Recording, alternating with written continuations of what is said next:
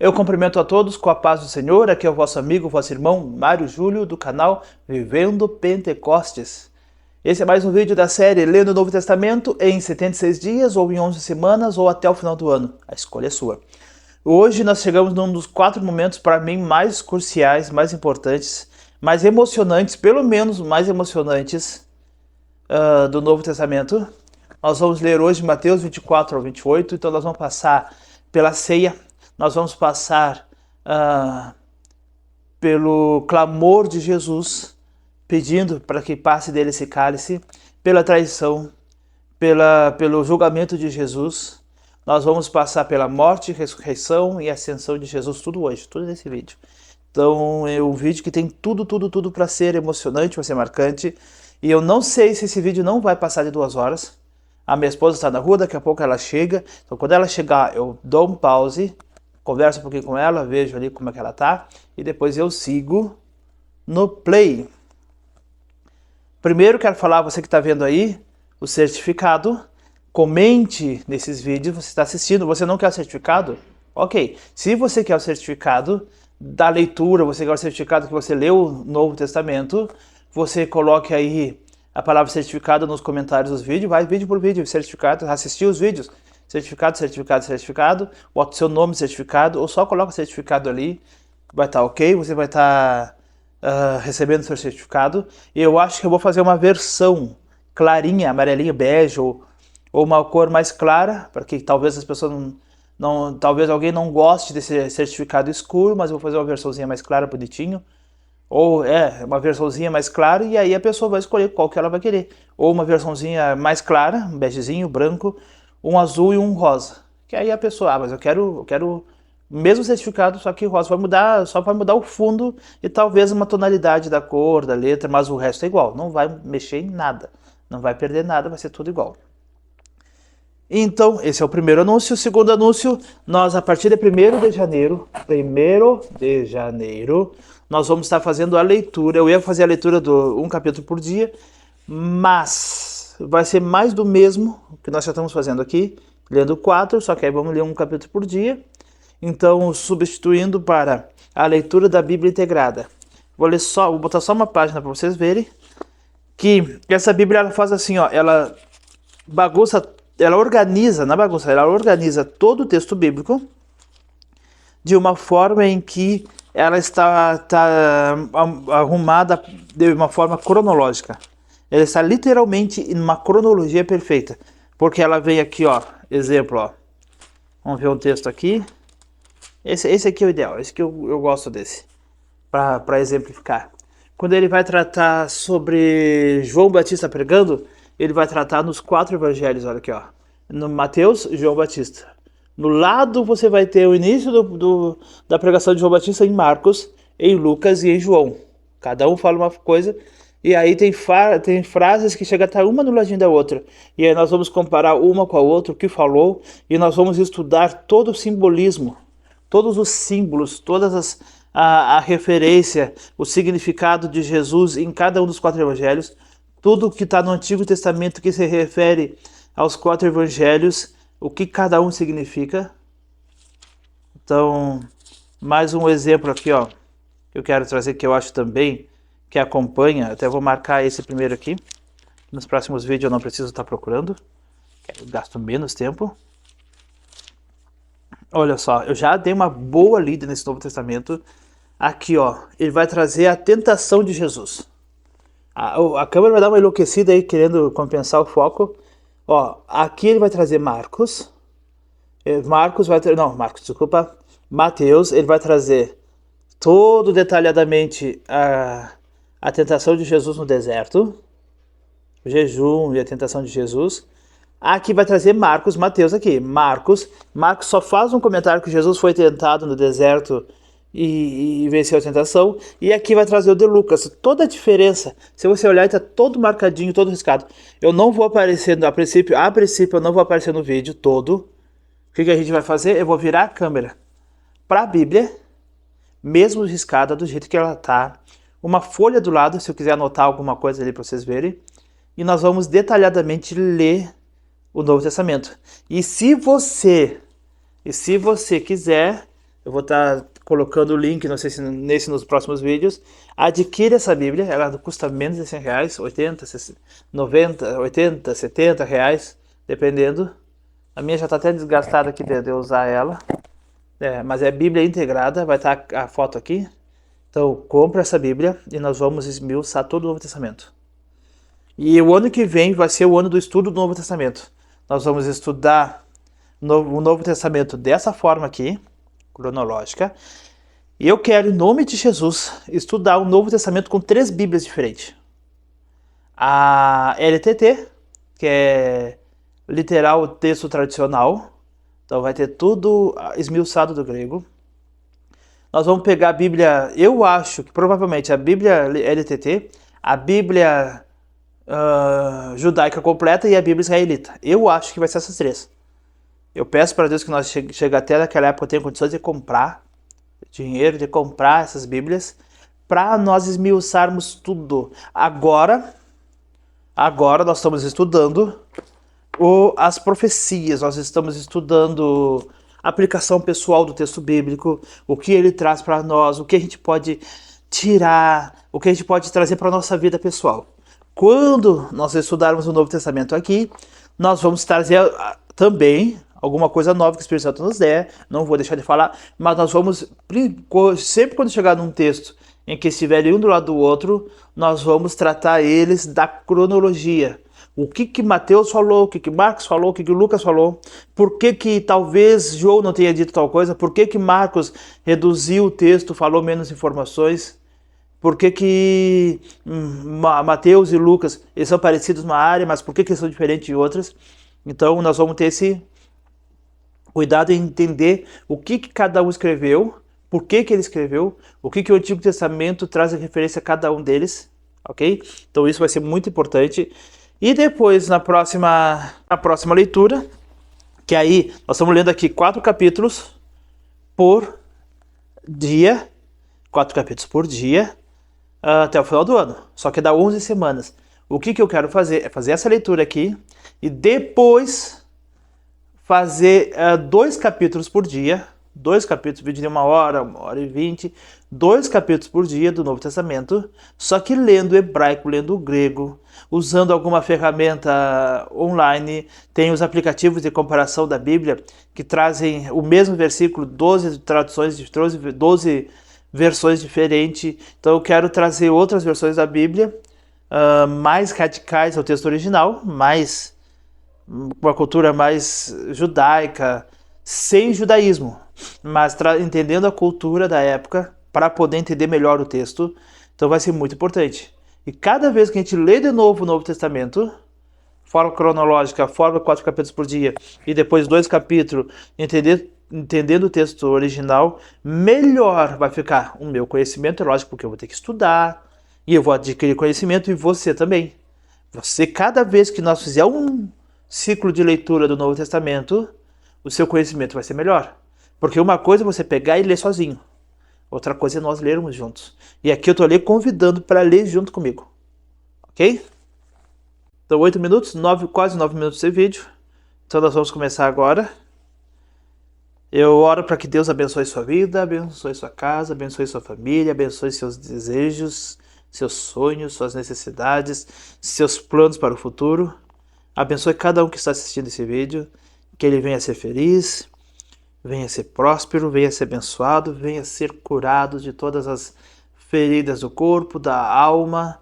Venha ser curado, Deus, cada um, ó Deus, de algum afastamento de Deus, algum pecado, alguma coisa que afasta ele da total e íntima, de total e perfeita intimidade com o Senhor, em nome de Jesus. Sabedoria, entendimento da tua palavra para cada um, ó Deus, em nome de Jesus.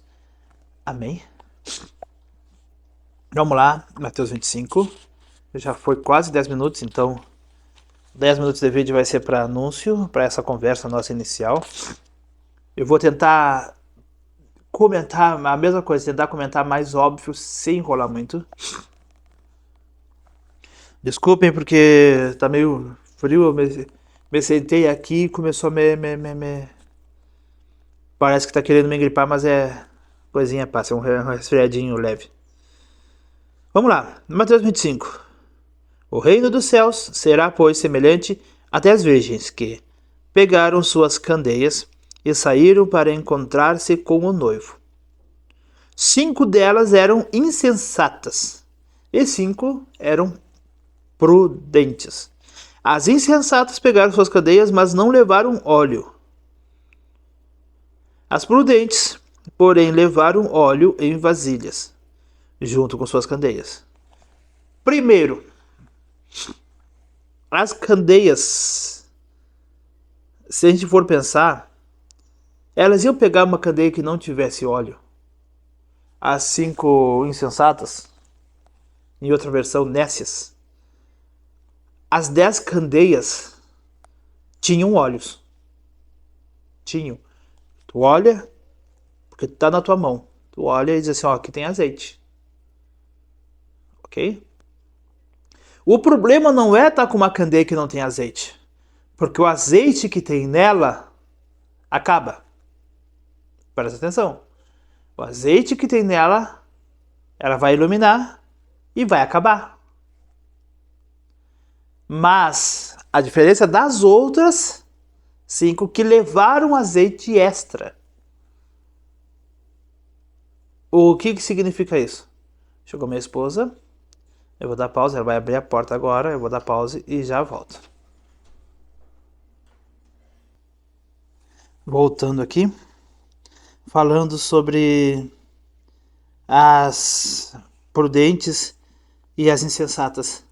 Todas elas carregavam o azeite. Todas elas tinham azeite. Nas candeias. Todas elas tinham azeite. Sabe qual a diferença? É o azeite extra. E que azeite extra é esse? Como é que a gente descobre esse azeite extra? É assim. Você, eu, nós. Porque todos nós cristãos temos o Espírito Santo. Gente, acho que eu vou parar de novo. Eu acho que vai ser a última vez. E vou colocar o casaco. Tá meio frio. Porque senão eu vou ficar depois toda hora. Em nome de Jesus, agora vai.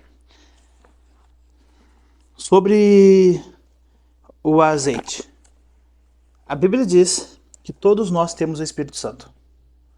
Todos nós temos o Espírito Santo. Você recebeu Jesus no seu coração? Você aceitou Jesus? Você vive uma vida com Cristo? Você já largou o mundo? Você já largou as coisas do mundo para servir a Cristo? Você é um servo, é uma serva do Senhor Jesus Cristo? Você já morreu para o mundo para viver para Cristo? Você tem uma vida cristã ativa dentro da igreja, dentro da casa do Senhor? Você escuta louvores em vez de escutar músicas que não agradam a Deus? Você se recusa de assistir coisas na televisão que são ligados ou à feitiçaria, à magia ou à malícia, e isso não agrada ao Senhor? Então você procura ter uma vida corretinha, certo? Diante da presença de Deus? Então, se você já fez isso, você já tem o Espírito Santo. Ok? Você já tem o Espírito Santo junto com você. E esse é o azeite que está ali na candeia de cada uma delas. Todos nós temos o Espírito Santo. Então, essa não é a questão. A questão é aqui o quê? E essa porção, na hora em que elas dormem, agora nós vamos ler, na hora em que elas dormem, o dormir delas representa o enfraquecer espiritual do cristão, o esquecer de Cristo, o dar uma afastada do Senhor, esfriar na intimidade com o Senhor, esfriar na vigilância. Como é que esfria na vigilância mesmo sendo cristão? Pode ir na igreja toda semana, seguir uma vida aparentemente cristã, mas na intimidade com Deus você já está longe. Você se afastou do Senhor. Se afastou da presença do Senhor, da intimidade, da oração, da vida em comunhão com Deus. Então o Espírito, aquele azeite extra que vai na botija, é o azeite da comunhão com Deus. É o azeite que você tem intimidade com o Senhor. É a mesma coisa que eu dizer que eu conheço uma pessoa, se eu sei o nome dela, tenho uma convivência mínima com ela, de ver 1 ou 2 vezes a semana, não troquei mais que 10 palavras com a pessoa, mas eu digo que eu conheço, sei quem é a pessoa, sei o nome, mas eu não tenho convivência nenhuma com ela. Eu não sei que gosto que ela tem, não sei que tipo de comida que ela gosta, eu não sei que tipo quais são os gostos dessa pessoa, quais são os sonhos dessa pessoa, qual é a história dessa pessoa, o que ela viveu na vida dela.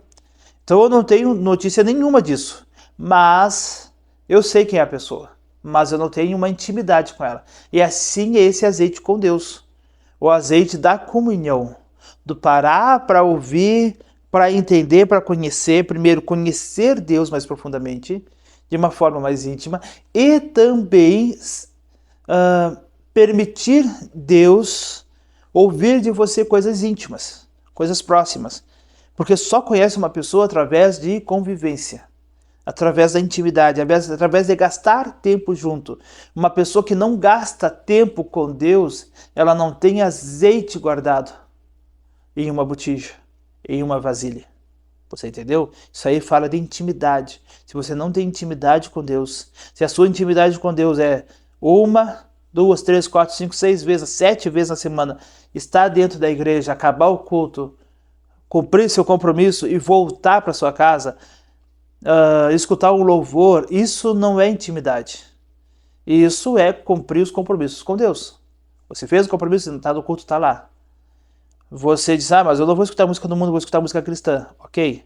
Só que o azeite extra é aquela intimidade extra. Fazer o que todo mundo faz é o básico que todo mundo faz. E esse é mais fácil. Fazer o que todo mundo faz, que as pessoas normalmente fazem quando são cristãs, ok? Mas você fazer além para Deus. Por que no meio das congregações, no meio das igrejas, sempre há alguém que se destaca espiritualmente? Porque aquela pessoa, ela se entrega mais para Deus. Ela diz, eu não posso viver uma vida morna, uma vida rasa com Deus, eu preciso me aprofundar. E eu preciso me entregar mais para Deus. E essa pessoa começa a receber mais do Espírito Santo. A hora que vem a dificuldade, que todo mundo esvazia, a botija de todos se apaga, a candeia de todos se apaga, aquele tem azeite extra para dizer assim, tá aqui, vamos buscar, estamos firmes, Deus está agindo, Deus está falando, Deus me disse, vamos fazer tal coisa, porque ele está, aquela atividade dele está, o Espírito Santo dentro dele ainda tem azeite guardado. Ok? Perdão. Ok? Então eu tenho esse pensamento, é a minha forma de pensar, que o azeite na botija todas têm, na candeia. Não, o azeite na candeia todas têm, mas o azeite extra, somente quem tem intimidade com Deus. Somente quem se entrega um pouco mais. Porque a hora da dificuldade, o azeite das outras apagou o que tinha na candeia e elas não tinham extra. Será que você tem azeite extra na intimidade com Deus? Porque aqui eu acho que eu estou falando se tiver pessoas que não são cristãs e estiverem assistindo, que bom, Jesus abençoe e que eu consiga ser bênção para a sua vida, que eu consiga ser um motivador para você ter intimidade com Deus, mais e mais, e se entregar para Deus de coração. Mas eu creio que a maioria das pessoas que estão assistindo aqui são cristãos. São cristãos e muito provavelmente têm desejo de aprender mais a palavra de Deus. E será que você tem azeite guardado extra? Ou o azeite que você tem é o azeitezinho raso, para a presença do Espírito Santo básica que todo cristão tem, que é aquela presença, o azeite mínimo só para ele manter cristão, mas é aquele azeite mais profundo, que ele cria raízes no seu ser e que faz você se aprofundar mais em Deus. Fica essa reflexão para você. Se você é pregador, se você se identificou com essa mensagem, você gostou, quiser usar, use nas suas mensagens, faça a aplicação. E aí, vamos lá. As prudentes, porém, levaram óleo e vasilhas, junto com suas cadeias. O noivo demorou para chegar, e todas ficaram com sono e adormeceram. Aqui uma outra reflexão, que nos fins dos tempos, tem até uma música que diz isso, nos fins dos tempos, a igreja, ela vai adormecer. Todas estavam dormindo.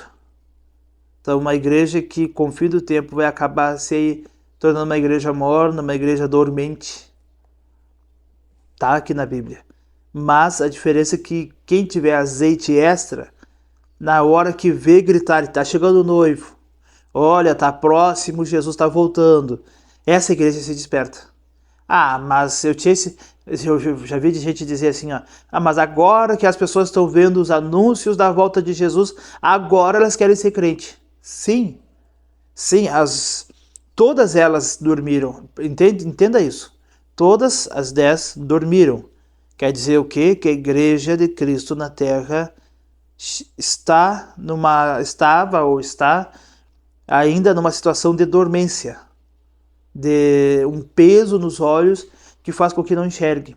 Só que as profecias vão se cumprindo e as pessoas começam a despertar, começam a fazer a função do amigo do noivo, sabe aquele que diz o noivo está vindo, e aquele que diz assim, olha gente, Jesus está voltando.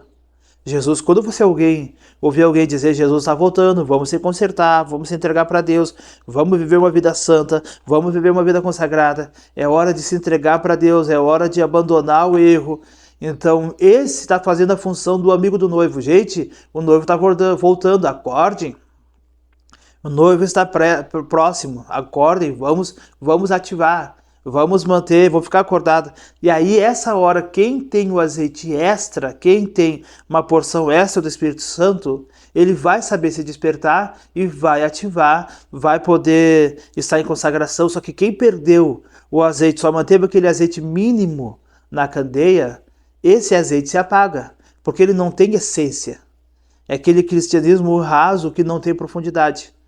Então, o cristianismo verdadeiro precisa ter profundidade com Deus. Porque qual é a porção em que não foi tirada?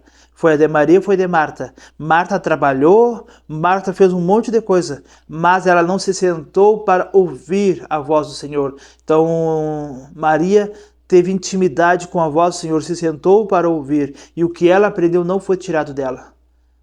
Ok? E então eu creio que se condiz uma coisa com a outra. Se você entende totalmente diferente, amém, comente aí nos comentários, coloque nos comentários, mas eu entendo dessa forma e eu acho razoável a minha compreensão. Eu acho muito razoável a minha compreensão, eu acho que faz um sentido enorme, mas é a minha opinião. Para mim, o azeite tinha na botija o azeite que todo cristão tem. Mas o que fez diferença, o que fez elas no final dos tempos, a hora que gritaram, eis o noivo, e elas disserem assim, eu tenho azeite guardado aqui, vou reacender minha candeia. Mas a que não tinha azeite era aquela que tinha um relacionamento raso com o cristianismo, com Cristo, com a presença de Deus e com o Espírito Santo. Ok? Então vamos lá, já estamos a 23 minutos. Na meia-noite ouviu-se um grito, o noivo se aproxima, saiam para encontrá-lo. Então todas as virgens acordaram e prepararam suas candeias. As insensatas disseram às prudentes, deem um pouco do seu óleo, pois as nossas candeias estão se apagando. E elas responderam, não, pois pode ser que não haja o suficiente para nós e para vocês. Vão comprar o óleo para vocês. Gente, às vezes eu me atrapalho um pouquinho porque eu estou acostumado a ler na revista e corrigida. Então a NVI às vezes eu me atrapalho. Então vocês podem ver alguns vídeos eu me atrapalhar. Ou aqui me atrapalhar falando algumas palavras assim que quando eu fico nervoso eu começo a trocar as palavras. Então, mas é só eu ficar calmo, seguir o vídeo me normalizo. Então faltou o azeite porque elas não tinham guardado. E saindo elas para comprar o óleo, chegou o noivo. As virgens que estavam preparadas entraram com ele para o banquete nupcial. E a porta foi fechada. Mais tarde vieram também as outras e disseram, Senhor, Senhor, abra a porta para nós. Mas ele respondeu, a verdade é que não as conheço. Portanto, vigiem, porque vocês não sabem o dia e nem a hora. Então guardem azeite. Guardem intimidade com Deus. Versículo 14, a parábola dos talentos. E aqui vocês veem que as parábolas No início eram as parábolas mais levezinhas, suaves, e agora as parábolas de Jesus vão chegando a um nível bem mais pesado. Então está se aproximando do fim, e aí os discípulos já estão prontos para ouvir, a nação também, o povo que acompanhava Jesus para todos os lados, começaram também já estar mais pronto de tanto ouvir Jesus, os ensinos de Jesus, para parábolas mais pesadas. Porque essas parábolas não eram para os discípulos. Os discípulos acompanhavam, ouviam, mas eles ouviam mensagem direta. Essa parábola que era para o povo. E o povo já estava mais acessíveis a parábolas mais fortes, a uma mensagem mais pesada, uma mensagem... Porque eles já andavam com Jesus, seguindo Jesus, ouvindo Jesus, vendo os milagres de Jesus há 3 anos. 3 anos e meio, provavelmente. Então eles conseguiam dar aceitar, receber esse alimento mais pesado. E aqui eu trago esse pensamento para a vida cristã. Um novo cristão, ele não consegue receber uma mensagem forte, uma pregação, uma mensagem muito forte. Ele vai ter que comer uma alimentação bem mais suave. Mas mais adiante, se você manter o resto da vida com uma alimentação suave, ele não vai crescer espiritualmente. Então tem que ser cadenciado. E também será como um homem que, ao sair de viagem, chamou seus servos e confiou-lhes os seus bens. A um deu 5 talentos, a outro 2 e a outro 1, a cada um de acordo com a sua capacidade. Em seguida partiu de viagem. O que havia recebido 5 talentos saiu imediatamente, aplicou e ganhou mais 5. Também o que tinha 2 talentos ganhou mais 2, mas o que tinha recebido 1 talento saiu, cavou um buraco no chão e escondeu o dinheiro do seu senhor. Depois de muito tempo, o senhor daqueles servos voltou, acertou conta com eles. O que tinha recebido 5 talentos trouxe outros 5 e disse: o Senhor me confiou 5 talentos. Veja, eu ganhei mais 5. E aí o Senhor respondeu: muito bem, servo bom e fiel. Você foi fiel no pouco e eu o porei sobre o muito. Venha e participe da alegria do seu Senhor. Veio também o que tinha recebido 2 talentos e disse: o Senhor me confiou 2 talentos. Veja, eu ganhei mais 2. O Senhor respondeu: muito bem, servo bom e fiel. Você foi fiel no pouco e sobre o muito, e eu porei sobre o muito. Venha e participe da alegria do seu Senhor. Por fim veio o que tinha recebido 1 talento e disse: eu sabia que o Senhor é um homem severo, que colhe onde não plantou e junta onde não semeou. Por isso tive medo e saí e escondi o seu talento no chão. Veja, aqui está o que lhe pertence. O Senhor respondeu: servo mau e negligente. Você sabia que eu colho onde não plantei e junto onde não semeei. Então você devia ter confiado o meu dinheiro aos banqueiros, para que, quando eu voltasse, recebesse de volta com juros. Tirem o talento dele e entregue ao que tem 10, pois a quem tem mais será dado, e terá em grande quantidade, mas a quem não tem, até o que tem lhe será tirado. E lancem fora o servo inútil nas trevas, onde haverá choro e ranger de dentes. Aqui está falando dos talentos. Se você recebeu de Deus uma graça, se você recebeu de Deus... aqui, claro, o talento aqui é dinheiro. Mas na cultura brasileira e portuguesa, não sei de onde que saiu, a facilidade de fazer alguma coisa. Eu creio que vem daqui, que as duas coisas têm... O talento em português é uma aplicação desse aqui. E eu acho que faz sentido, não que seja exatamente isso, mas pode servir para a nossa vida. Se você recebeu de Deus a graça, a inteligência, a facilidade de fazer alguma coisa, e isso você pode aplicar para o reino de Deus. Se você recebeu alguma coisa do Senhor para fazer na casa de Deus, na obra, para as pessoas, em ajuda às pessoas, você deve fazer isso. Você não deve esconder o que você recebeu do Senhor. Entregue, mesmo que você relute por um tempo. Você peça para Deus lhe dar sabedoria. O próprio Senhor aqui disse, porque você poderia ter colocado esse dinheiro no banco e ele renderia juros. e ele colocar no banco, você tem que colocar ao alcance de outras pessoas, e o banco vai gerar aquele dinheiro, e o banco usando o dinheiro, para poder usar o dinheiro da pessoa, ele devolve com juros. Então você tem que colocar, o que significa isso, colocar no banco? Você não sabe o que fazer com o talento que Deus lhe deu. O banco é você... Porque o que é o dinheiro do banco? Eu vou pegar um exemplo aqui, R$1.000. Eu tenho R$1.000, eu quero guardar ele no banco. Por que o banco me paga juros para me emprestar, para me colocar o dinheiro? Eu estou aplicando o dinheiro para o banco me entregar com juros. Mas o que na verdade acontece é como se eu estivesse emprestando. Eu estou emprestando meu dinheiro para o banco. E aí eu vou pegar R$1.000. Eu vou emprestar o dinheiro para o banco. Ok? E aí o banco pega esses R$1.000 e eu saio do banco, chega uma outra pessoa e diz: eu quero um dinheiro emprestado, eu quero R$1.000 para mim poder investir na minha empresa.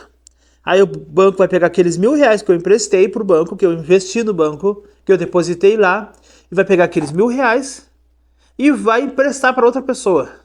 Aquela pessoa vai pagar o dinheiro de volta e vai pagar, eu vou dar um exemplo aqui, ele vai pagar 5% para o banco. Ele pegou 1.000 e vai pagar 5%, ok? Quando ele pagar 5% para o banco, o banco vai e me devolve 20%. Eu sei que não funciona, que não é esses números, mas eu estou chutando. Eu estou só dando ou exemplo, ou ficar mais fácil. O banco, a pessoa pegou R$1.000, eu dei R$1.000 para o banco. E eu peguei o banco pegou esses R$1.000 e emprestou para outro. Eu vou arredondar, não é esse valor, mas a pessoa pagou com juros de 10%. Então a pessoa devolveu para o banco os R$100, os R$1.000 mais 100. E aí o banco ele vai me devolver os meus R$1.000 com juros. Os juros vão que seja os juros de 5%. Aí eu recebi R$50. O banco ficou com R$50, que foi o lucro. E aí ele faz isso aí. O que significa isso? Se você receber um talento de Deus e você não tem a inteligência ou a oportunidade, o espaço, as pessoas certas para você usar esse talento, você não tem o conhecimento necessário como servo bom e fiel que foi e que pegou 5 talentos, multiplicou, ele negociou, vendeu, comprou, vendeu, e daqui a pouco de 5 talentos ele multiplicou e fez 10. Okay? O outro tinha 3, pegou, multiplicou, comprou, negociou, vendeu, de 3 ele fez 6. Se ele não tivesse essa sabedoria, essa prática de pegar um talento e negociar, comprar, vender, e daqui a pouco multiplicar e transformar em 2 talentos, se ele tivesse colocado no banco, significa isso. Você não tem a expertise, essa palavra, para utilizar para o reino de Deus o que Deus te deu, teu talento. Então você coloca no banco. O que é o banco? É a obra de Deus, é a igreja, é o pastor ele tem seus obreiros, o obreiro empresta o seu talento à disposição do pastor. O pastor vai pegar o talento do obreiro, o obreiro tem talento para administrar dinheiro, o obreiro tem talento para conversar com pessoas, o obreiro tem um talento enorme para resolver problemas, o obreiro tem um talento enorme para música. Ele não é um cara que vai, talvez, se encaixar bem num aconselhamento, mas ele tem um talento enorme para música. O que o pastor faz? Vai, pega o talento daquela pessoa e organiza, coloca ela dentro de um grupo de louvor, com pessoas acompanhando eles. Talvez ele nem fique como líder, coloque outro, porque ele não vai saber liderar, e aí a pessoa vai entregar o seu talento que ele recebeu de Deus para o louvor. E aí é como essa função, como se fosse o banco. O banco vai administrar o dinheiro do Senhor. E no final das contas o dinheiro vai ter virado o dobro. Então quando você entrega o teu talento, se você não sabe exatamente o que você vai fazer, por sua conta própria, entrega a mão do banco, que seria, nessa comparação, o pastor. E o pastor ele vai saber administrar. Se Deus der sabedoria para ele, ele vai saber administrar o talento que Deus te deu.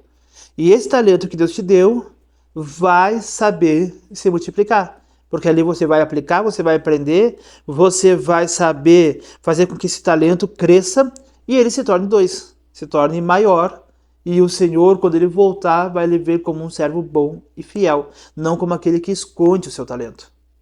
Ok? Enrolei, eu tive que desenvolver o raciocínio para poder explicar certinho, para não dar confusão. Prefiro demorar um pouquinho mais, mas trazer uma aplicação que você consiga, que nós consigamos chegar a um bom entendimento. Vamos lá, o julgamento das nações. Quando o Filho do Homem vier em sua glória, com todos os anjos, assentar-se-á no seu trono na glória celestial, todas as nações serão reunidas diante dele, e ele separará umas das outras, como o pastor separa as ovelhas dos bodes. E colocará as ovelhas à sua direita e os bodes à sua esquerda. Então o rei dirá aos que estiverem à sua direita: venham, benditos de meu Pai, recebo como herança o reino que lhes foi preparado desde a criação do mundo. Pois eu tive fome e vocês me deram de comer. Tive sede, vocês me deram de beber. Fui estrangeiro e vocês me acolheram. Necessitei de roupas e vocês me vestiram. Estive enfermo e vocês cuidaram de mim. Estive preso e vocês me visitaram. Então os justos responderão: Senhor, quando te vimos com fome e te demos de comer, ou com sede e te demos de beber? Quando te vimos como estrangeiro e te acolhemos, ou necessitado de roupas e te vestimos? Quando te vimos enfermo ou preso, te fomos te visitar? O Senhor responderá: digo-lhes a verdade, o que vocês fizeram a algum dos meus pequeninos, dos meus menores irmãos, a mim o fizeram. Então ele dirá aos que tiverem à sua esquerda: malditos, apartem-se de mim para o fogo eterno, preparado para o diabo e os seus anjos, pois eu tive fome e vocês não me deram o que comer. Eu tive sede e nada me deram para beber. Fui estrangeiro e vocês não me acolheram. Necessitei de roupas e vocês não me vestiram. Estive enfermo e preso e vocês não me visitaram. Eles também responderão: Senhor, quando te vimos com fome ou com sede, ou estrangeiro, ou necessitado de roupas, ou enfermo, ou preso, e não te ajudamos? E ele responderá: digo-lhes a verdade, que vocês deixaram de fazer a alguns desses mais pequeninos, também a mim deixaram de fazê-lo. E esses irão para o castigo eterno, mas os justos para a vida eterna. Esse é um daqueles textos que não precisa comentar. Não, ele mesmo já é perfeito em si mesmo. Tudo que nós fizermos para os menores, nós estamos fazendo para Jesus. Então, você quer fazer alguma coisa para Jesus? Faz para os necessitados.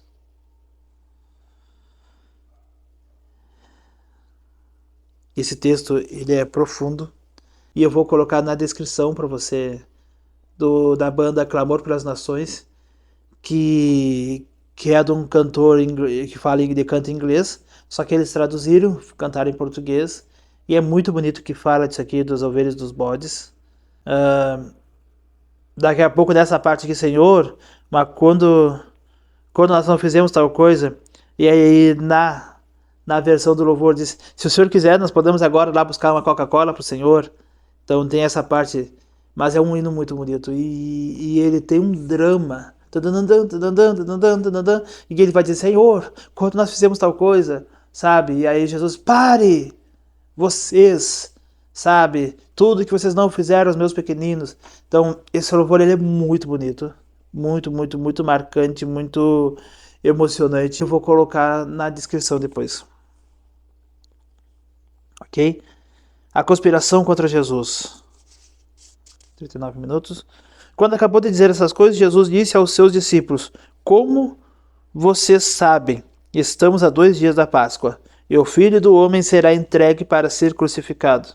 Naquela ocasião, os chefes dos sacerdotes e os líderes religiosos do povo se reuniram no palácio do sumo sacerdote, cujo nome era Caifás, e juntos planejaram prender Jesus à traição e matá-lo. Mas diziam: não durante a festa, para que não haja tumulto entre o povo. Jesus é ungido em Betânia. Estando Jesus em Betânia, na casa de Simão, o leproso, aproximou-se dele uma mulher com um frasco de alabastro contendo um perfume muito caro.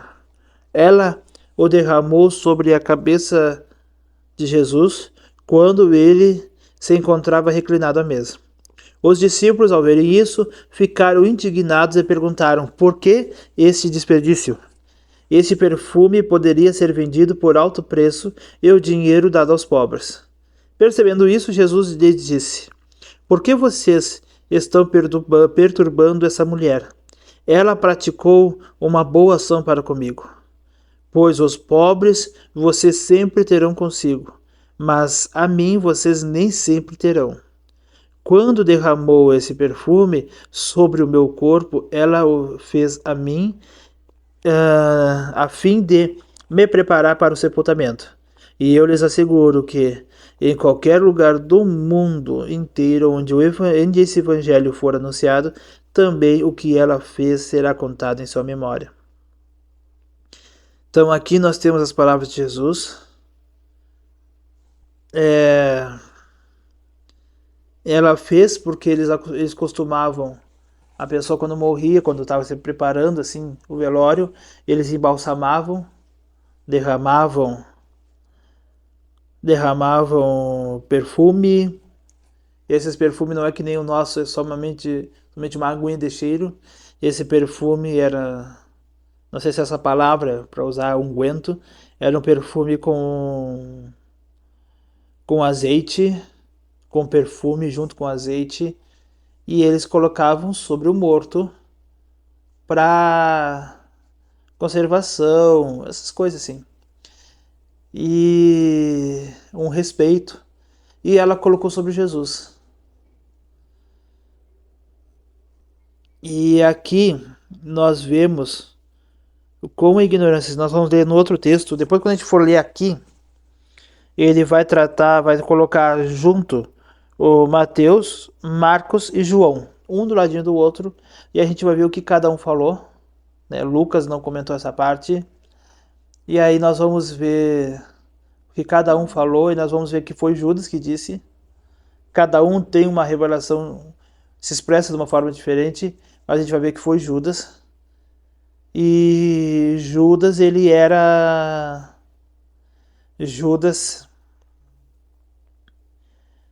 o tesoureiro de todos os discípulos. Todos eles eram pescadores, pobres, incultos, sem estudo, e Judas era o único que tinha estudo, o único que tinha o conhecimento.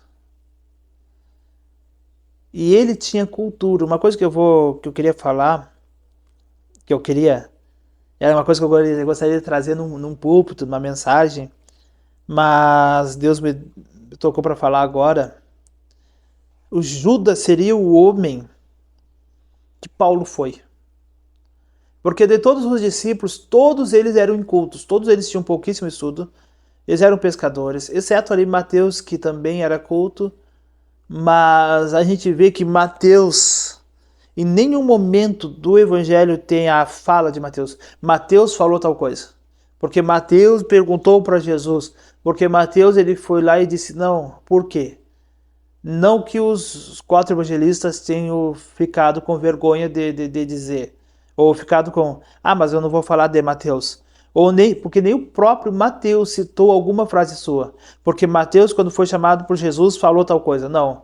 Até para aceitar o convite de Jesus, venha, siga-me. Ele não disse sim, Senhor, eu estou indo, é para já. Não.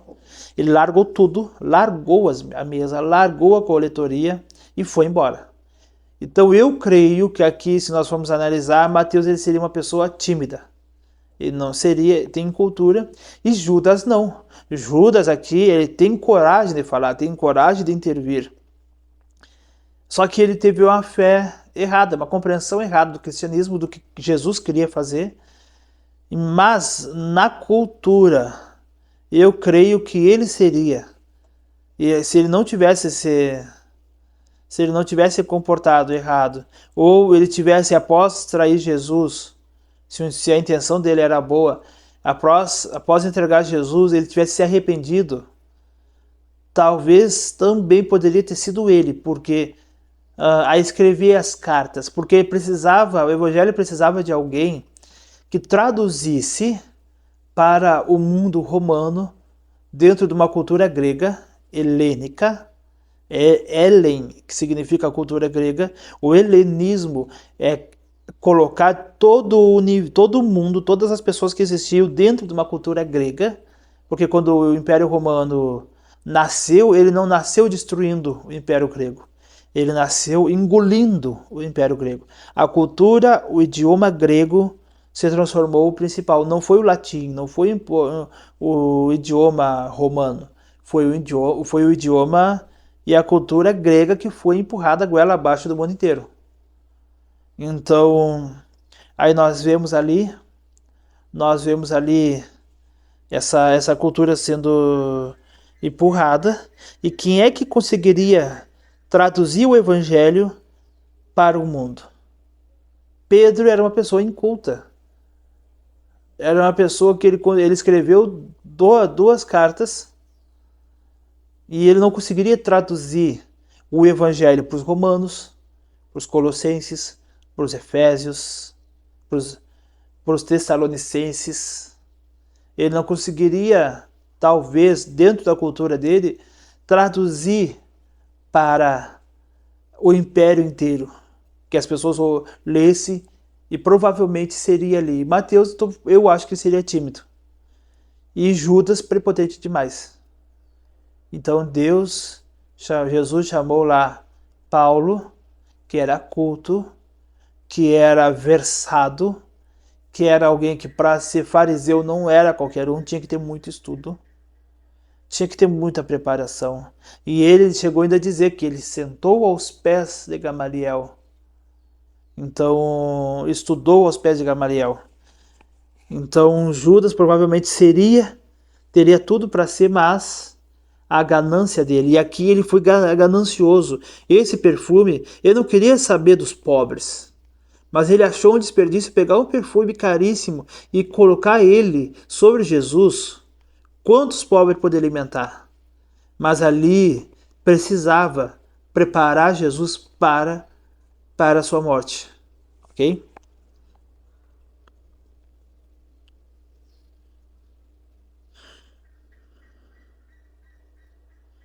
Percebendo isso, Jesus lhe disse: por que vocês estão perturbando essa mulher? Ela praticou uma boa ação para comigo, pois os pobres vocês sempre terão consigo, mas a mim vocês nem sempre terão. Quando derramou esse perfume sobre meu corpo, ela o fez a mim, a fim de preparar para o sepultamento. Eu lhes asseguro que isso aqui já foi lido. Em conspiração, então, dos 12, chamado Judas Iscariotes, dirigiu-se aos chefes dos sacerdotes e lhes perguntou: o que me darão se eu o entregar a vocês? E lhe fixaram o preço, 30 moedas de prata. Desse momento em diante, Judas passou a procurar uma oportunidade para entregá-lo. Ok. Aqui rapidinho, José foi vendido por 20 moedas. José foi vendido por 20 moedas, porque ele precisava moeda de prata. Prata é preço de alma, é preço de pessoa, e ele foi vendido por 20 moedas, porque ele precisava resgatar os irmãos e o pai da fome que viria. Então ele resgatou que a alma deles, a alma dos irmãos estava afastada de Deus. Então 10 pratas para resgatar a alma.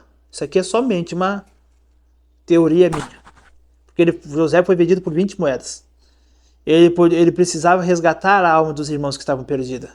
Então as 10 moedas de prata foi para resgatar a alma dos seus irmãos. As outras 10 moedas para resgatar o corpo. Como assim o corpo? Corpo físico. Que ali eles iam morrer de fome daqui a alguns anos. Só que aí o que aconteceu? Ele levou todo mundo para o Egito, onde havia bastante de comida, e ele resgatou da morte. Eles iam morrer de fome. E os irmãos iam morrer, provavelmente indo para o inferno, de tamanha maldade era o coração deles. Então ele resgatou, só que o espírito ele não podia resgatar. porque José era pecador tão quanto os irmãos. Mas Jesus, ele morreu. Ele morreu, mas ele foi vendido por 30 moedas para resgatar a nossa alma para Deus. Para resgatar o nosso corpo. Ah, mas o nosso corpo é pó e volta para o pó. Sim, mas o vosso corpo um dia será transformado em corpo de glória, em corpo glorificado, e resgatar o vosso espírito que estava morto diante de Deus, e levaria esse espírito morto levaria para o inferno, mas Jesus pôde, porque ele é santo, porque ele é Deus, porque não tem pecado, e pôde resgatar o seu espírito. Essa é uma opinião minha, é algo que nasceu no meu coração e eu entendo que faz sentido. Então, José foi vendido por 20 moedas, resgatou a alma dos irmãos, que ia para o inferno, e resgatou o corpo da morte e da fome. E Jesus nos resgatou o nosso corpo, porque vai nos glorificar o nosso corpo, a nossa alma que iria para o inferno vai para o céu, crendo em Jesus, e o espírito que estava morto agora volta a ter vida em Jesus Cristo. A ceia do Senhor. No primeiro dia da festa, os pães sem fermento, os discípulos dirigiram-se a Jesus e lhe perguntaram: onde queres que preparemos a refeição da Páscoa? E ele respondeu dizendo que entrasse na cidade e procurasse um certo homem e lhe dissesse: o mestre diz, o meu tempo está próximo, vou celebrar uma Páscoa com meus discípulos em sua casa. Os discípulos fizeram como Jesus os havia instruído e prepararam a Páscoa.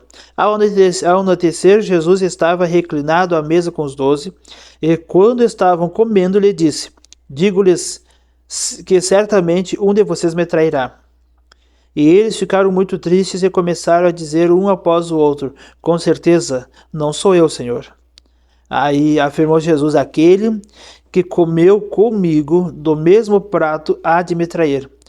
O Filho do Homem vai, como está escrito a seu respeito, mas ai daquele que trai o Filho do Homem, melhor lhe seria não haver nascido. Então Judas, que havia de traí-lo, disse: com certeza não sou eu, mestre. Jesus disse: sim, você é. Enquanto comiam, Jesus tomou o pão, deu graças, partiu e o deu aos seus discípulos, dizendo: tomem, comam, isso é o meu corpo.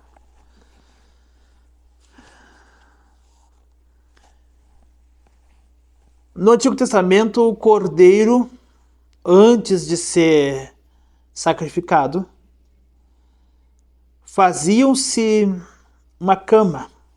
Presta atenção. Eu vou traduzir como cama. Faziam uma cama.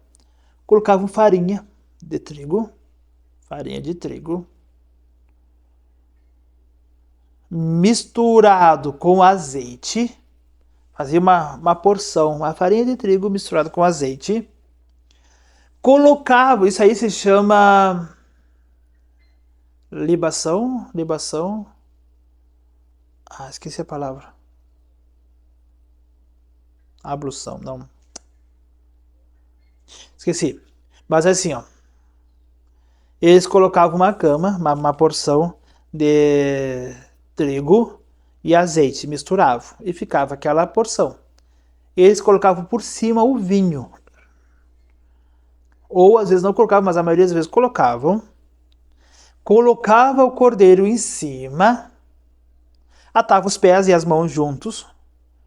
O sacerdote, antes do sacrifício, lavava suas mãos em cima da cabeça do animal para dizer: eu não tenho culpa sobre o que vai acontecer com esse animal. Eu lavo as minhas mãos. E aí a pessoa que estava entregando ia ter os seus pecados perdoados através da morte daquele cordeiro ali, colocava a mão sobre a cabeça do cordeiro. Sobre a cabeça, assim, sobre a cabeça daquela ovelha, a pessoa colocava a mão. O sacerdote apoiava em cima do coisa, apoiava-se, tipo o joelho, encostava ali sobre o animal, apoiava a mão perto do pescoço para firmar o animal, porque ele precisava serrar, e aí ele cortava a cabeça do animal. Isso era o sacrifício. É uma coisa forte. Sim, mas era o que acontecia. Só que o animal, para ser sacrificado, ele precisava primeiro fazer uma caminha com ablução. Eu vou ter que pesquisar, se eu não falar agora nesse vídeo, acho que vou dar uma pausa e daqui a pouco eu vou ali e pesquiso. E isso aqui, libação, era o vinho. Porque faz tempo que eu não vejo as palavras, mas o que significa, o que é, mais ou menos o que eu sei. Eu já estudei sobre isso. E aí, quando Jesus, ele junto aos discípulos, ele diz assim, ó, vamos participar da ceia. Ele pega e diz para eles, olha, nesse momento, é como se ele estivesse dizendo assim, ó, nesse momento, eu como Cordeiro de Deus, eu não posso ser morto somente em cima da pedra. Eu estou fazendo o meu voto, o meu sacrifício de manjares.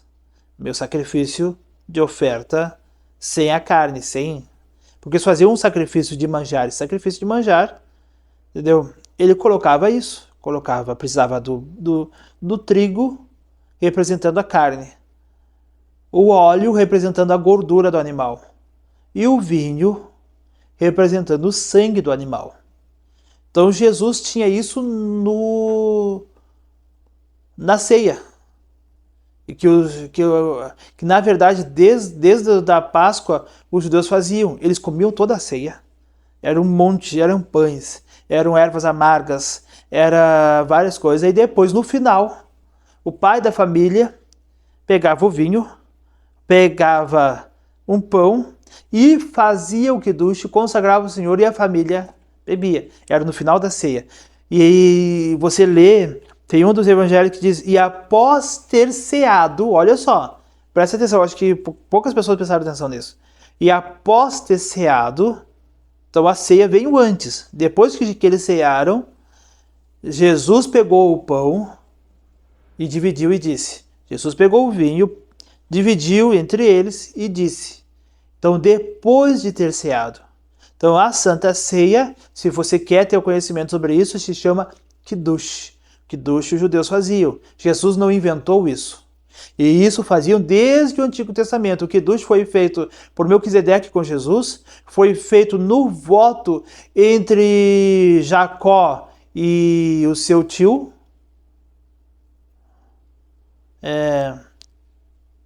o sogro dele, pai de Raquel, Labão, foi feito ali quando Labão foi atrás dele. E tem no Antigo Testamento vários votos que era o Kiddush, era o pão e o vinho, era o Kiddush. Era um voto de quando se dividia o pão e o vinho, querendo que dizer assim, agora o meu corpo é o teu corpo, o meu sangue é o teu sangue, o que aconteceu comigo aconteceu contigo. E nós vamos ser nesse momento um só. Não só como um casal, mas um só de um elo. Eu te protejo e tu me protege. Ok? E aí Jesus disse isso com eles. Então aquele pão e aquele vinho era como Jesus dizendo assim, ó, antes de eu ser morto, eu preciso espalhar na mesa. Preciso que espalhem na mesa o trigo com a gordura, com o azeite e o vinho. Então era uma preparação para o sacrifício. Então a ceia, e ela tem muito representativo quando você participa da ceia, lá no céu vai ter as bodas do Cordeiro e vai ser a última ceia. Então a ceia é algo tão magnífico, tem dezenas e dezenas de significados espirituais profundos que eu não vou conseguir estancar esse assunto, eu não vou conseguir esgotar esse assunto, eu não vou conseguir trazer todas as informações que eu sei e as que eu não sei. Então isso aqui foi só para você entender assim, ó, é algo muito santo. Não brinque com a ceia do Senhor. E outra, para acabar aqui, quando Jesus disse lá, quando Paulo disse, examine-se o homem a si mesmo e coma. Ele nunca proibiu ninguém de comer o vinho. Ele disse o quê? Examine-se. Com esse examinar, você purifique-se, conserte-se. Porque se você se examinar e disser, eu estou no erro e eu não vou comer, então o que você está fazendo na igreja? O examinar-se é dizer assim, olha, eu estou no erro, eu estou me corrigindo, a partir de hoje eu vou me santificar e vou comer o pão e o vinho. Nunca a Bíblia diz, examine-se e não coma. Ok? Vamos lá. Vamos lá, enquanto comiam, uma outra tradução diz, após ter ceado, Jesus tomou o pão, deu graças, partiu, o disse, e o deu aos seus discípulos, dizendo, tomem e comam, isso é o meu corpo. Em seguida tomou o cálice, deu graças e ofereceu aos discípulos, dizendo, bebam deles todos vocês, isso é o meu sangue da aliança, que é derramado em favor de muitos para perdão de pecados, e eu lhes digo que de agora em diante não beberei desse fruto da videira, até aquele dia em que beberei o vinho novo com vocês no reino de meu Pai. Aleluia. Isso aí que eu estava dizendo. Depois de terem cantado um hino, saíram para o Monte das Oliveiras. Um dia, eu me lembro quando, uns anos atrás, eu estava num culto e teve a ceia. Ok? Nessa ceia, eu me lembro que o pastor fez uma ceia bonita, prepararam aquela ceia, trouxe uma mensagem emocionante, e aí quando terminou, ele disse, terminou a ceia, todo mundo comeu o pão, bebeu o vinho, e ele pegou a Bíblia. Vamos ler Mateus 26, 30. E aí todos abriram assim, ó, e depois de terem cantado um hino, saíram para o Monte das Oliveiras. E aí ele disse, agora, como nós todos participamos da ceia que nem Jesus, nós vamos cantar um hino, vamos ter comunhão uns com os outros e vamos para a nossa casa. Então eu achei bem interessante essa reflexão, trazer a lembrança de Jesus ter cantado um louvor, e eles cantaram um louvor e foram, em vez de ir para o Monte das Oliveiras, foram para a sua casa. Jesus prediz que Pedro o negará. Então Jesus lhe disse, ainda esta noite todos vocês me abandonarão, pois está escrito, ferirei o pastor, e as ovelhas do rebanho serão dispersas. Isso aí em Zacarias 13, 7. Mas depois de ressuscitar, irei adiante de vocês para Galiléia. Pedro respondeu, ainda que todos me abandonem, eu nunca te abandonarei. Respondeu Jesus, asseguro-te que ainda esta noite, antes que o galo cante 3 vezes, você me negará. Mas Pedro declarou, mesmo que seja preciso que eu morra contigo, nunca te negarei. E todos os outros discípulos disseram o mesmo. Jesus no Getsemane. Olha, eu acho que eu vou ter que dividir esse vídeo em 2. O primeiro capítulo tem 60 e poucos versículos. Não, o 26 tem 60 e poucos versículos, o outro 66, aí o outro 16. Vamos lá, vamos ler, vamos fazer talvez até 2 horas, e aí ou eu emendo tudo num vídeo só de 2 horas e meia, o que for necessário. Eu posso parar a gravação e depois eu faço na edição e eu junto tudo. Versículo 36 do capítulo 26. Então Jesus foi com seus discípulos para um lugar chamado Getsemane. Ele lhes disse, sentem-se aqui enquanto vou ali orar. Levando consigo Pedro e os 2 filhos de Zebedeu, começou a entristecer-se e angustiar-se. Disse-lhes então, a minha alma está profundamente triste, numa tristeza mortal. Fiquem aqui e vigiem comigo. Indo um pouco mais adiante, prostrou-se com o rosto em terra e orou, meu pai, se for possível, afasta de mim esse cálice.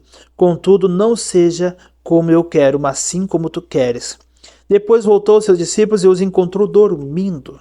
Vocês não puderam vigiar comigo nem por 1 hora? Perguntou ele a Pedro. Vigiem e orem para que não caiam em tentação. O espírito está pronto, mas a carne é fraca. Retirou-se outra vez para orar. Meu pai, se não for possível afastar de mim esse cálice, sem que eu o beba, faça-se a tua vontade. Quando voltou de novo, os encontrou dormindo, porque seus olhos estavam pesados. Então os deixou novamente e orou pela 3ª vez, dizendo as mesmas palavras. Depois voltou os discípulos e lhes disse, vocês ainda dormem e descansam? Chegou a hora. Eis que o Filho do Homem está sendo entregue nas mãos dos pecadores. Levante-se e vamos. Aí vem aquele que me trai. Aqui eu não vou falar sobre hematidose, que é um outro texto, talvez ali em Marcos ou Lucas. Um deles fala hematidose quando Jesus suou gotas de sangue. Então quando chegar lá eu comento. Aqui há uma coisa duas coisas que me chamam a atenção. Primeiro, a angústia da alma de Jesus. Os discípulos, naquele momento ali, eu creio que foi um dia muito cansativo, porque primeiro eles não estavam no lugar comum, o lugar comum deles era Galileia, e aí eles estavam lá na Judéia, Jerusalém. Primeiro já desgasta muito o corpo. Eles tinham tido um dia intenso, preparação para a ceia. Garanto que eles vinham dias de viagem. De tudo que aconteceu nos últimos dias, muita coisa acontecendo e eles estavam cansados mesmo. Primeira coisa que eu quero lhes dizer é assim, ó. Quando uma pessoa está angustiada, a sua alma angustiada, o seu coração angustiado, ela está aflita. E tem alguém no lado dessa pessoa, junto com essa pessoa, que não vive a mesma aflição, que não está sentindo a mesma dor, que não está tendo as mesmas sensações de sofrimento, de desespero, de angústia. Você não vai conseguir fazer com que essa outra pessoa tenha a mesma reação que você está tendo. Essa pessoa não vai conseguir ter a mesma necessidade, porque ela não está vivendo aquilo. É você que está vivendo. A pessoa pode querer. Olha, vendo Pedro, Tiago e João. Pedro, ele era um apaixonado por Jesus. Olha, Pedro, ele tinha muito amor. Não que os outros não tivessem. Mas o amor de Pedro por Jesus transbordava. Transbordava dele a ponto de dizer, Senhor, eu vou com você. Quando Pedro diz para Jesus, tu és o Filho de Deus, tu és o Messias que nós estamos esperando, o Espírito Santo disse, coração de Pedro. Mas quando Pedro disse, Senhor, tu não vai morrer, se eu tiver que morrer no seu lugar, tiver que lhe proteger com a minha alma, com o meu coração, com a minha vida, ali, a palavra que Jesus chamou ele de diabo, eu creio que não foi aquela inspiração satânica, o diabo dizer. Na minha opinião, a palavra diabo ali significa adversário. Naquele momento, Pedro estava sendo o adversário da cruz, porque Jesus precisava morrer. E se Jesus não morresse, nós não seríamos perdoados. Não viria salvação para o mundo. Então era necessário. Então naquele momento, a minha opinião sincera é que Pedro estava sendo o adversário, diabo, adversário da cruz. Se Jesus ouvisse e desse crédito e concordasse e fizesse o que Pedro estava dizendo, nós não teríamos a salvação. Mas ali eu vejo um coração totalmente apaixonado e entregue para Cristo.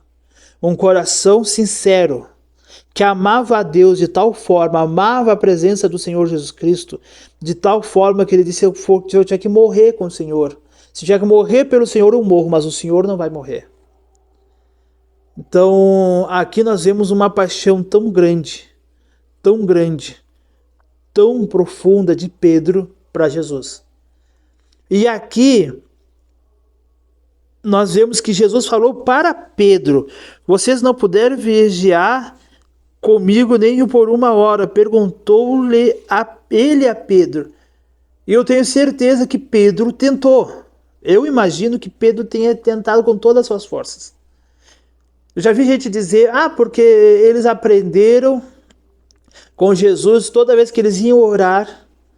Gente, o exemplo, o ensino ajuda, mas tem aquele ditado nosso brasileiro que o exemplo arrasta. Não sei qual é a primeira parte, mas o exemplo arrasta. As pessoas vão pelo exemplo. Eu já vi pregadores dizer porque eles só conheciam, toda vez que eles iam orar, eles faziam o que Jesus ensinou. Pai nosso que estais no céu, santificado seja o teu nome. Eu fico imaginando eles tentando expulsar um demônio. Pai nosso que estás no céu. Já vi pregadores dizerem porque a única oração que eles conheciam. Gente, eles andavam com Jesus. Eles não andavam com Jesus como você anda com o seu pastor. Como você anda com o seu Irmão, com o seu líder da igreja. Como assim? Como é que eu ando com o meu pastor? Você vê ele no culto. O máximo que você, mesmo que você evangelize com ele, mesmo que você ensaie com o seu líder, mesmo que você vá um dia na semana tomar café ou almoçar com o seu líder, não é a mesma coisa que andar com Jesus. Eles andando com Jesus era mais profundo que muitas relações. Eles andando com Jesus é muito mais profundo que muitos casamentos. E o casamento às vezes acontece de um trabalhar num lugar, o homem trabalhar num serviço, a mulher ou ficar em casa com as crianças, ou a mulher trabalhar no outro serviço, os dois passaram o dia inteiro longe um do outro. Quando chegam de noite juntos, você vê e são quase dois estranhos. A conversa de um é falar o que ele fez, passou o dia inteiro fazendo com os outros o que aconteceu na vida dos outros. Contando sua história que ele viveu no serviço ou com os outros. E aí o outro também vai dizer, aconteceu isso, isso, isso. Eles não têm histórias em comum. Então, a relação dos discípulos com Jesus era muito mais profundo que a relação de muitos casamentos de uma vida inteira. E eles andaram juntos 3 anos, porque eles iam com Jesus viagem, 2, 3, 4, 5, 6 dias. Eles chegavam onde Jesus sentava para comer, eles sentavam para comer. Quando Jesus se levantava, eles levantavam. Quando Jesus curava, eles estavam ali. Quando Jesus deitava para dormir, eles deitavam para dormir junto com Jesus. Quando Jesus se levantava, eles só não viam Jesus quando Jesus fugia para os montes para orar. Mas era manhã, tarde, noite, manhã, tarde, noite, manhã, tarde, noite, 24 horas. Você acha que eles iam todo o tempo orar com Jesus, vendo Jesus orar, vendo Jesus falar com Deus? Você acha que eles não aprenderiam orações além do Pai Nosso? Acha que eles não conseguiriam, eles se cansariam de ver Jesus lá se esconder no meio do monte, lá no meio do mato, lá para orar sozinho, e aí eles ficarem lá, Pai Nosso que estás no céu, santificado seja o teu nome. Pai Nosso que estás no céu, santificado seja o teu nome. Aí Jesus voltou, faz meia hora que Jesus foi lá e não voltou ainda. Então vamos repetir mais 10 vezes. Pai Nosso que estás no céu, santificado seja o teu nome.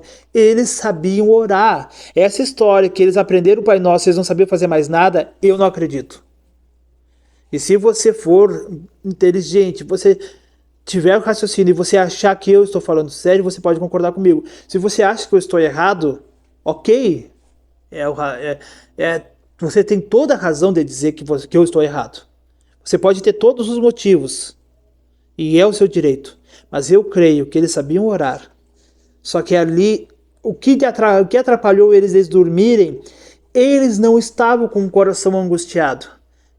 Jesus estava. E o coração angustiado, ele precisa gastar muito mais tempo na oração, porque o coração dele não vai sentir paz enquanto ele não rasgar sua alma. O coração angustiado, ele rasga a alma da presença de Deus. A mesma pessoa com o coração angustiado, ela rasga, ela chora, ela grita, ela mistura suor com baba, com tudo, mistura baba com terra, bota o rosto na terra e grita e chora. E eles jogavam cinzas por cima dos seus corpos, de cima de si mesmo, e tapavam com um saco de estopa quando eles estavam com o corpo, com a alma angustiada. Mas eu tenho certeza que o mesmo Davi que orou, chorando, com a alma angustiada, quando ele estava em paz, o coração não estava em guerra, ele orava tranquilamente. Qualquer um de nós, quem é que vai fazer uma oração angustiada o tempo todo? Ninguém, se o coração não estiver angustiado.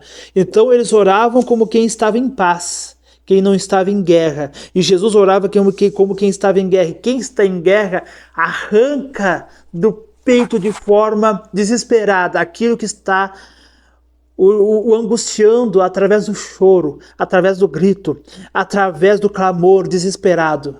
E a pessoa que não está numa guerra espiritual, numa necessidade de que aquilo seja arrancado, ele não vai conseguir. Então não reclame, não brigue que a outra pessoa está orando ou de uma forma desesperada. Para que tanto fiasco? Você não sabe o que aquela alma está precisando. E às vezes O único jeito dela voltar para sua casa em paz, em tranquilidade, poder dormir um sono bom, é rasgando a sua alma e chorando.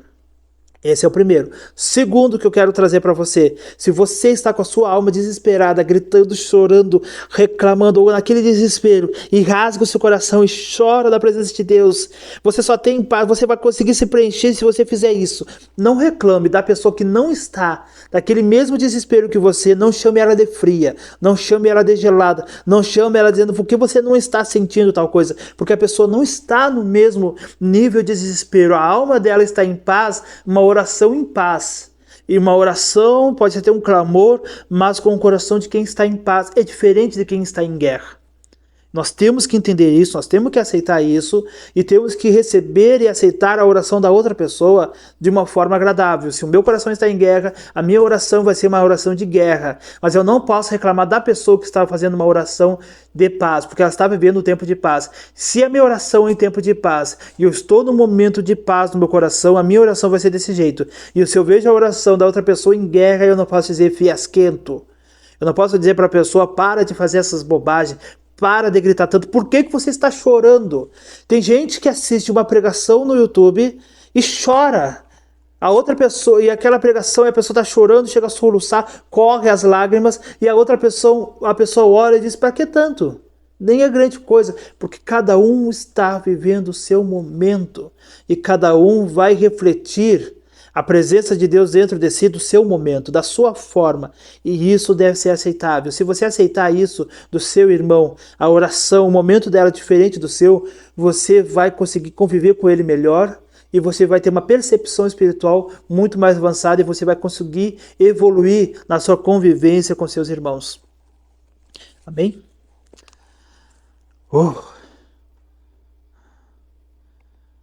Mas Deus começou a entristecer-se.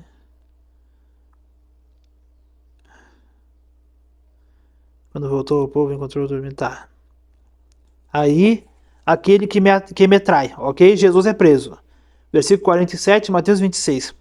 Enquanto ele ainda falava, chegou Judas, um dos 12, com ele. Um dos 12. Com ele estava uma grande multidão armada de espadas e varas, enviada pelos chefes dos sacerdotes e líderes religiosos do povo. O traidor havia combinado um sinal com eles, dizendo-lhes: aquele a quem eu saudar com um beijo, é ele, prendam-no. Dirigindo-se imediatamente a Jesus, Judas disse, salve, mestre, e o beijou. Jesus perguntou, amigo, o que traz? Então os homens se aproximaram, agarraram Jesus e o prenderam. Um dos que estavam com Jesus, estendendo a mão, puxou a espada e feriu o servo do sumo sacerdote, decepando-lhe a orelha. Disse-lhe Jesus, guarde a espada. Pois todos os que empunham a espada pela espada morrerão.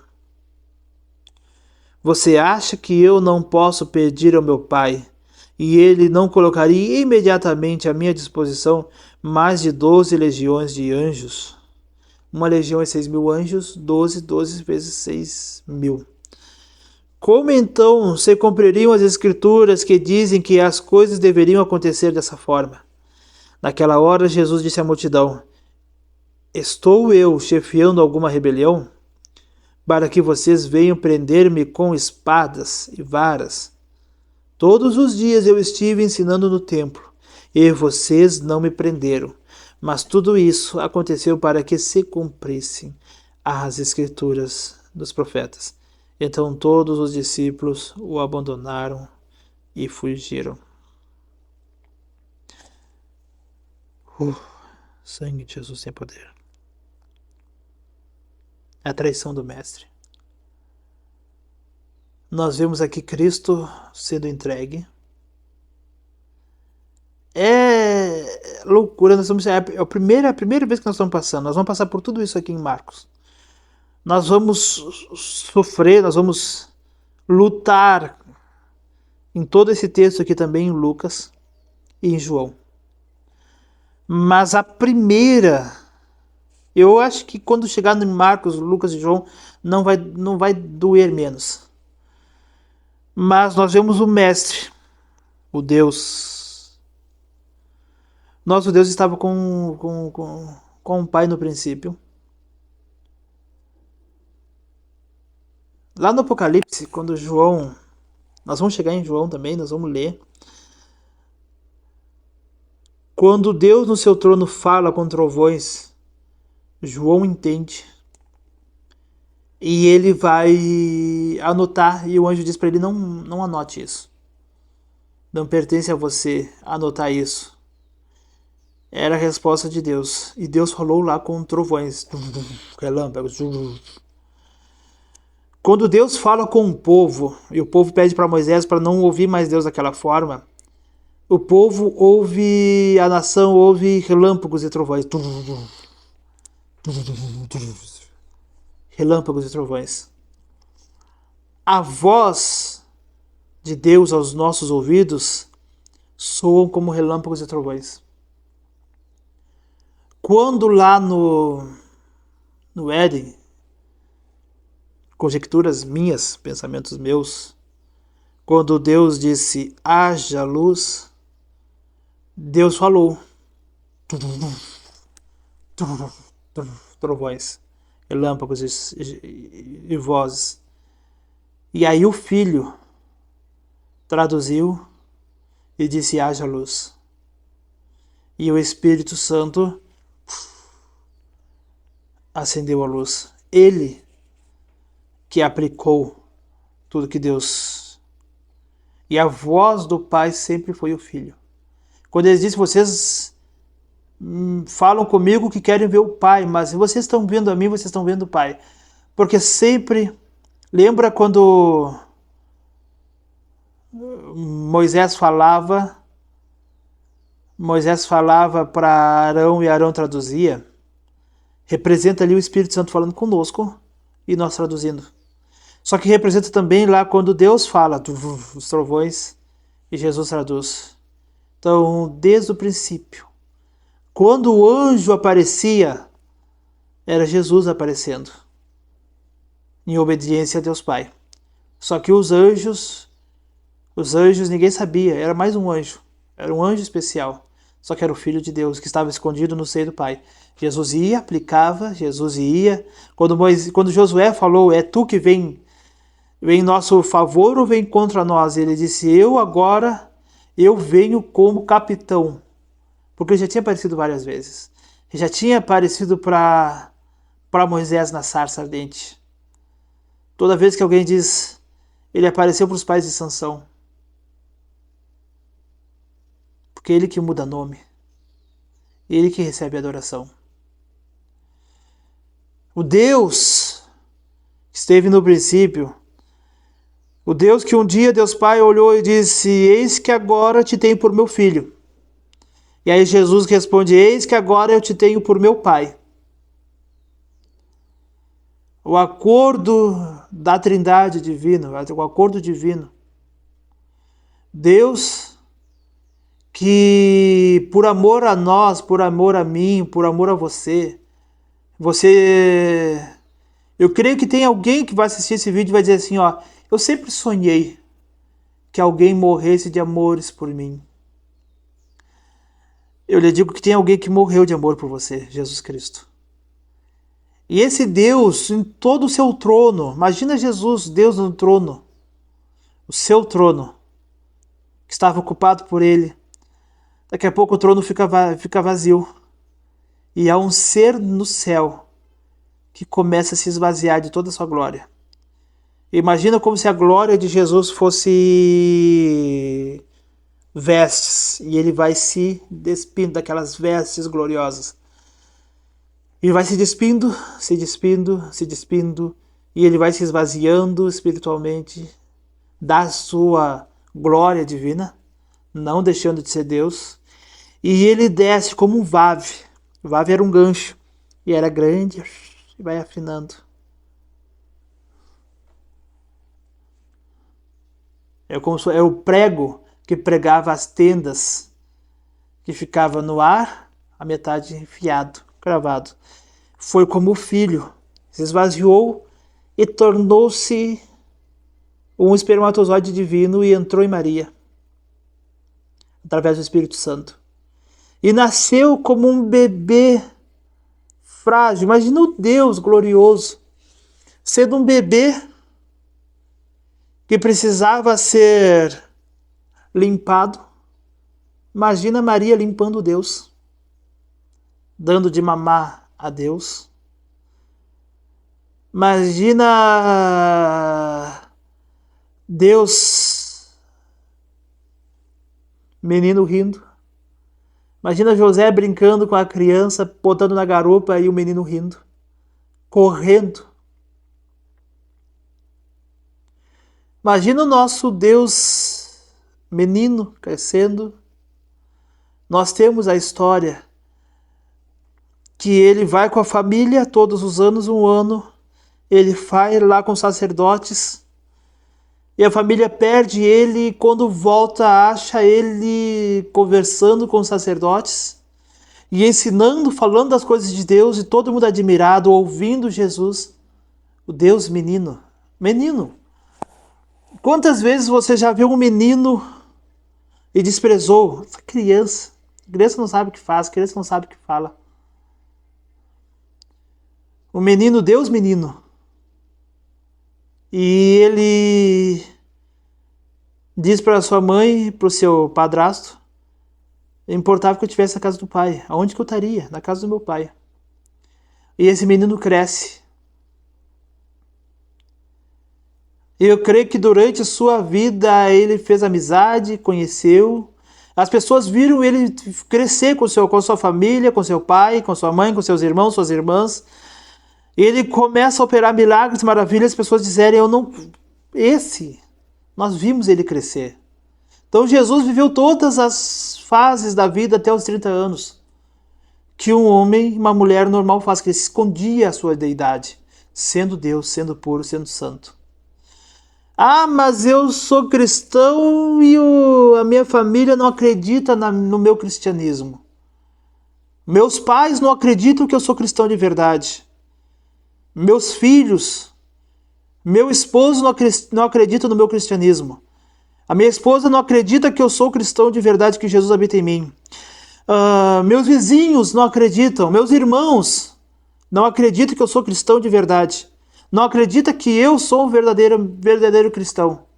Meus colegas não acreditam. Por mais que eu tenha um verdadeiro testemunho, por mais que eu tenha largado tudo e viva um cristianismo da forma mais profunda que eu consiga viver, por mais que eu tenha largado tudo para viver para Cristo, ainda as pessoas muitas vezes olham e dizem, você... E olha que nós ainda temos o passado, e as pessoas podem julgar o nosso passado. A casa de Jesus, os irmãos de Jesus, cresceram com Jesus sendo o irmão mais velho. Eles viram Jesus desde a sua infância. Eles cresceram ao lado de Jesus. E quando Jesus pregava, eles não acreditavam que Jesus era Deus. Eles não acreditaram em Jesus Cristo. Se as pessoas que convivem com você não conseguem acreditar, e olha que Jesus não tinha um passado de pecados, Jesus não tinha um passado em que ele precisava dizer assim, a partir de agora a minha vida é com Cristo. Nós muitas vezes caímos, voltamos, mas agora a minha vida é com Cristo. A pessoa é como se fosse o diabo gritando no seu ouvido, mas você fez tudo de errado, mas a minha vida agora é com Cristo. Mas o seu passado, mas a minha vida agora é com Cristo. E Jesus, as pessoas não tinham nenhum passado de Jesus para julgar, para apontar os dedos e dizer, mas o seu passado. Eles não tinham nada, mas nós vimos Jesus crescer, e é esse que está curando, é esse que está pregando. E na cidade de Jesus, Jesus não pôde fazer muitos milagres em Nazaré. Na família de Jesus, eles não creram em Jesus. Eles não criam em Jesus. Você se for pregador, você pode ter pessoas que admirem a sua cristandade, admirem a sua devoção a Deus. Agora achei a palavra correta. A sua devoção a Deus. E as pessoas creia que Jesus teve a mesma coisa. não é uma novidade para as coisas de Deus. Na própria casa, na própria terra, na própria cidade, o profeta não tem valor. Pessoas se acumulavam para ver Jesus, mas os vizinhos que creram, que conheciam Jesus desde pequeno, não acreditaram nele. Então não espere menos de você. Não espere menos. Ok?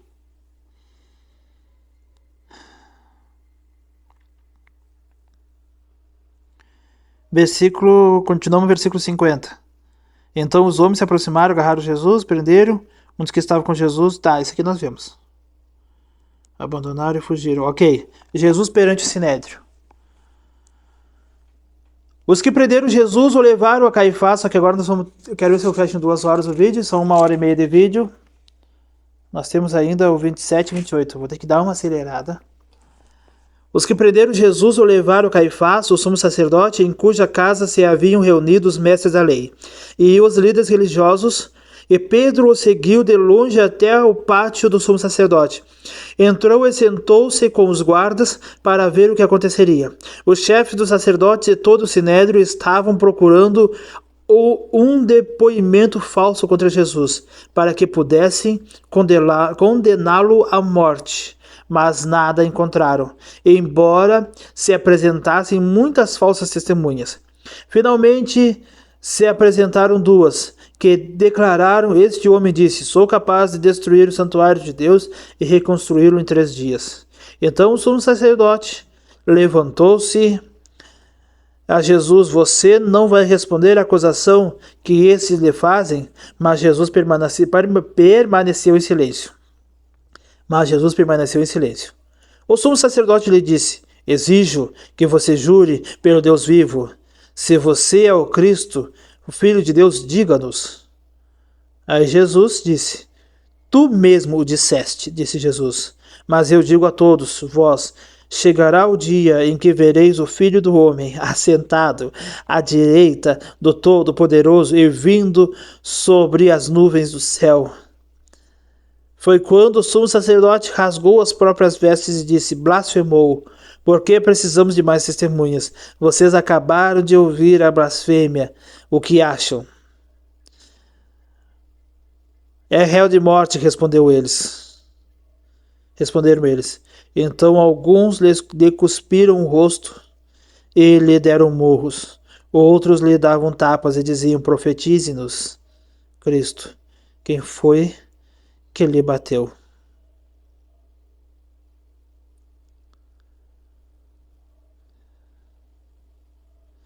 Cristo, o nosso Deus, perante o julgamento. Todos nós pecamos, todos nós falhamos. E o castigo do pecado é a morte. Pelos nossos pecados, todos nós estamos condenados à morte. A morte é o castigo final de todo pecado. Lá em Gênesis, eu creio que um dia vale para 1000 anos, 1000 anos para um dia. A minha opinião, aquele dia de Davi, de Adão, de 1000 dias, que ele entraria, quando ele completou a criação, Deus descansou. Deus descansou o dia de 7º. Seria o 1000 anos do descanso espiritual, descanso de Deus, que seria o dia 7º, na minha opinião, 1000 dias, 1000 anos. Mas Adão, isso aqui eu ouvi de um rabino e eu traduzi para Cristo. Adão, na opinião deles, viveria para 1000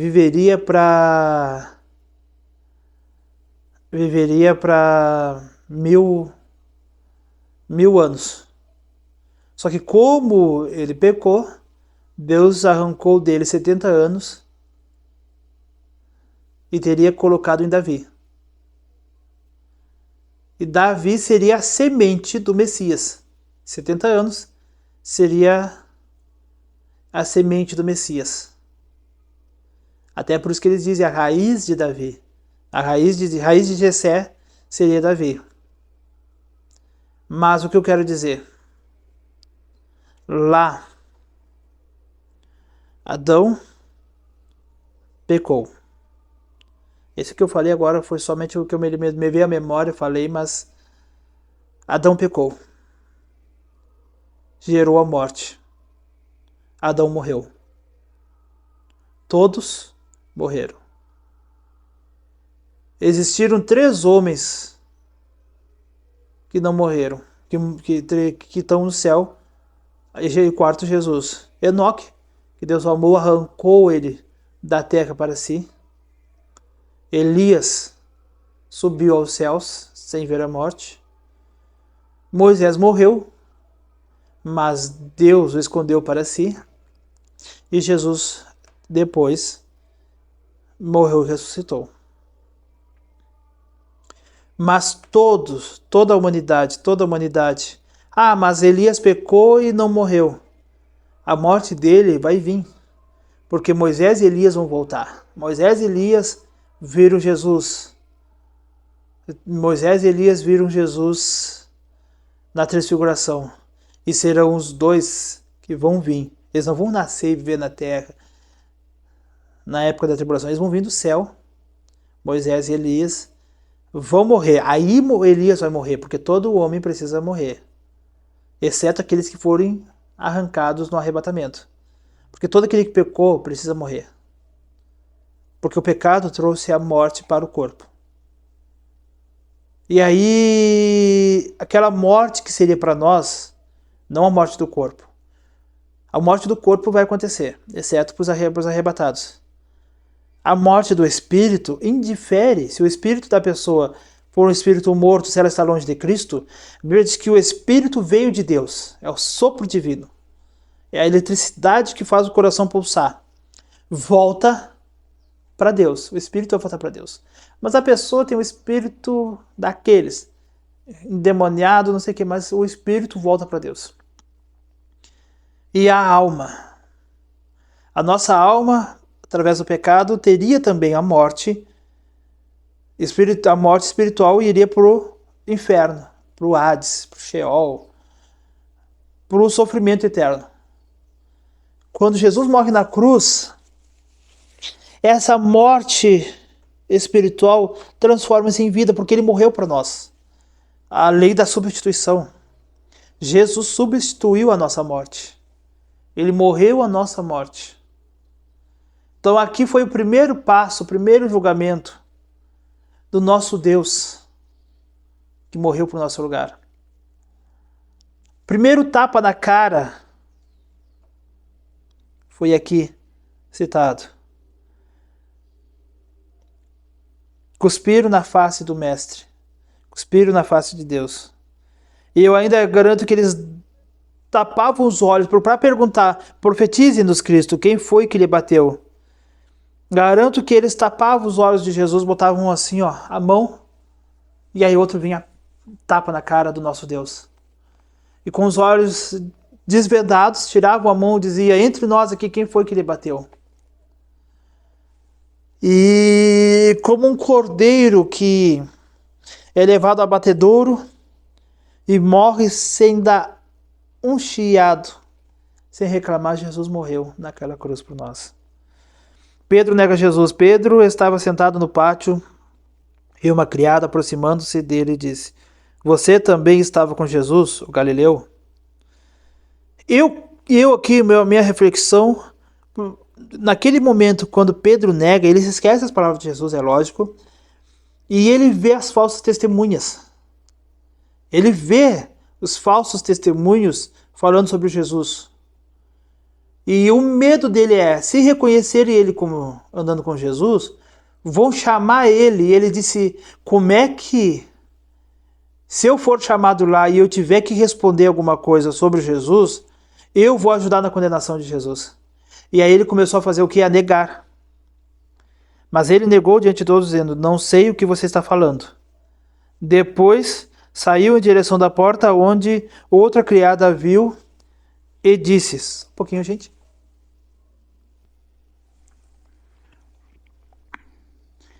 E ele, jurando, negou outra vez: não conheço esse homem. Nesse momento aqui, Pedro ele estava dizendo assim, ó: se eu digo que eu conheço Jesus, eles vão me levar para dar testemunho. Aqui é a minha opinião também. E aí, pouco depois, os que estavam por ali chegaram a Pedro e disseram: certamente você é um deles. O seu modo de falar o denuncia. Aqui eu quero falar sobre quem anda com Cristo. Muda o seu modo de dizer, seu modo de falar, seu modo de expressar. Muda a forma que você fala com as pessoas. As pessoas vão ver que você é cristão, ver que você anda com Cristo. Quem anda com Cristo não é igual aos outros. Aqui provavelmente esteja falando pelo fato de serem galileus, ali todos eles eram judeus, mas traz para nós um significado espiritual muito importante. Quem anda com Cristo acaba se tornando semelhante a ele. Aí ele começou a lançar maldições e a jurar: não conheço esse homem. Imediatamente um galo cantou. Então Pedro se lembrou da palavra que Jesus tinha dito: antes que o galo cante, você me negará 3 vezes. E saindo dali chorou amargamente. Pessoal, agora dei uma paradinha aquela hora ali, vocês viram? Falei com minha esposa. Atendendo ao conselho da minha esposa, quem é sábio obedece, acata os conselhos bons que as esposas dão. E ela me aconselhou dividir em 2 vídeos, para não ficar um vídeo de 3 horas muito longo. Então esse vídeo vai ter a primeira e a segunda parte. Quando eu vejo que ficou muito longo os próximos vídeos, eu vou colocar também dividido em 2 partes. Não quero fazer vídeos mais de 2 horas, para vocês poderem assistir. Então, Jesus abençoe vocês, sua casa, sua família, cresçam em conhecimento, que esse tempo que a gente está passando junto aqui estudando a Bíblia seja de muita bênção para a sua vida, seja de edificação, que você venha crescer espiritualmente, em nome de Jesus. Abençoe essa casa, abençoe sua vida, abençoe sua família. Agora no próximo vídeo eu vou ter que, para quem assistir somente o segundo vídeo, eu vou ter que dar uma explicaçãozinha rápida, então vai ser pouquinhos minutos, não vou passar de 4, 5 minutos, e já vamos voltar para o capítulo 27, ok? Jesus abençoe vocês e até mais.